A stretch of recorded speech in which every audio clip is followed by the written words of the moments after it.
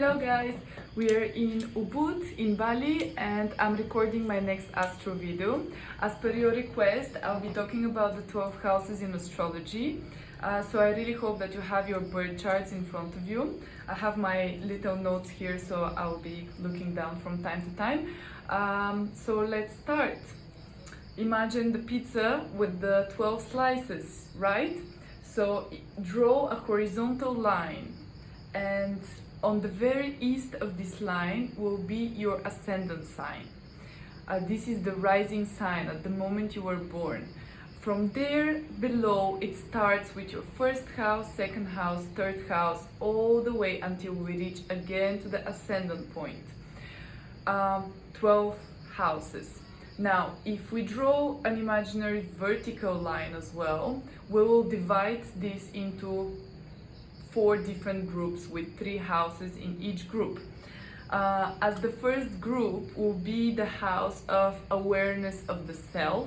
The second group will be the house of interaction of the self with environment, the integration with environment. The third house will be about awareness of others, and the fourth house will be about integration of the self with society. Now let's start to talk about the 12 houses, one by one. So the first one is I am. This is natural ruler of this house is Aries. So this is the child of the zodiac. It's all about me. It's all about physical appearance and competitiveness. Well, yeah, the first house is about your identity, and if you don't have planets there, it just means that you're not that much self-centered. Your focus is not so much on yourself as for people who would have more planets there. The second house is I have. This is the house of money, possessions, and resources. So, if you don't have planets there, it just means that money pursuit is not your focus in your life. The third house, is the house that is ruled naturally by Gemini. Gemini, it's all about communication, information, thinking. So it's all about style of your writing. It's about the way you communicate with others, communication with your siblings, and it's about short trips, because if you have planets in this house, you might be getting bored easily. The fourth house stands for I nurture. This is the house of home, roots, and family. Also in this house is the mother figure. It doesn't have to be your actual mother, but the mother figure in your family. And people who would have planets there, they have the need of always kind of getting back to their home. The fifth house is I play. It's ruled by Leo, and it's all about fun and games and creativity. And also in this house we can see potential of children or pets that are playing the role of your children in your life. The sixth house is I serve. This is the Virgo house. It's all about duty, work, and health. If you have planets there, you just really want to contribute to society and you want to feel needed. For example, if you have a Saturn in this house, you might be having a potential of being a doctor, because it's all about duty and at the same time house related to health.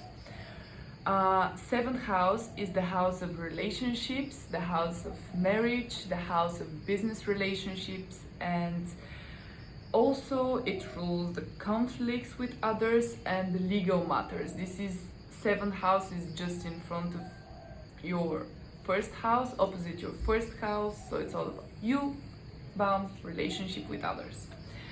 The 8th house, this is the Scorpio house. The 8th house is I circulate. The Scorpio house is it's very powerful.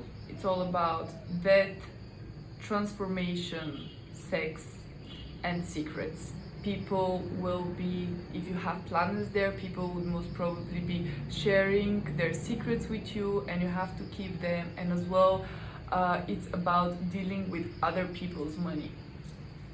Now the 9th house. The 9th house is I explore. This is the Sagittarius house. It's about philosophy, it's about higher education, it's about long trips, it's very spiritual house.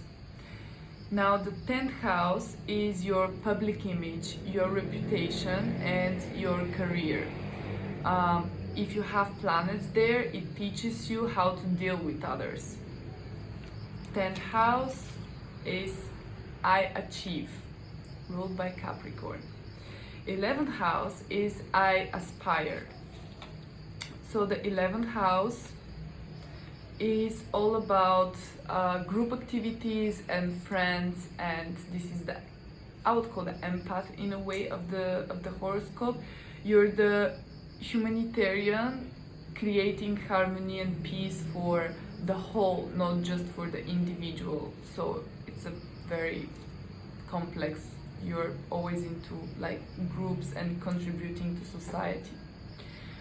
And now the 12th house is I dream, Pisces house. Well, it sounds very poetic, but it has its dark side as well. So people with planets in the 12th house need a lot of time of being on their own, because, well, it's the house, can be also the house of solitude and self-sabotage.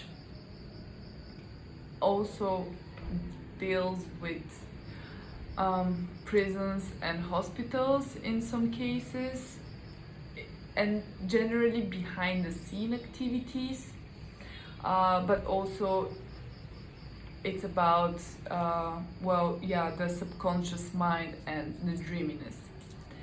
Well, and then we reach to the ascendant point as well, and that is it. These are the 12 houses, and now what it will differ is if which planet you have where. Are your planets mostly concentrated in the first part or the second part, and then each house is depending on what planets you have can talk about yourself. For example, if you have Jupiter, this is the planet of luck, it brings abundance, so in whichever house you would have it, in this area you will have just naturally luck and abundance. And Saturn is the planet of restriction, so it will have its different interpretation. There is a huge fly. Alright, so this is it with today's video. I hope you like it. I hope you watch it on my channel on YouTube, or follow my Upstar page on Instagram, and you give me suggestions that what we talk about next time. Otherwise, we'll talk about the planets in the different houses. That's it for now. Go on, stars. Thank you.